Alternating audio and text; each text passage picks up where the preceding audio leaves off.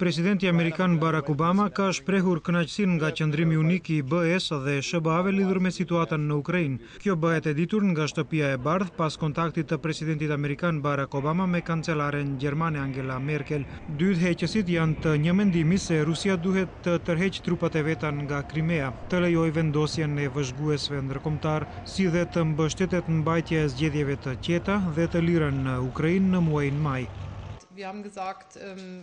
Qeveria ruse së bashku me popullin e Ukrainës dhe udhëheqjen e saj duhet të koordinojnë përpjekjet dhe qëllimet për dalje nga kriza. Obama dhe Merkel ranë dakord për formimin e grupit të kontaktit për të udhëhequr dialogun ndërmjet Moskës dhe Kievit për qetësimin e situatës dhe ruajtjen e integritetit territorial të Ukrainës. Ndërkohë, ministri i jashtëm rus Sergej Lavrov akuzoi autoritetet kalimtare në Ukrainë se marrin dhe kryen urdhra nga grupet radikale.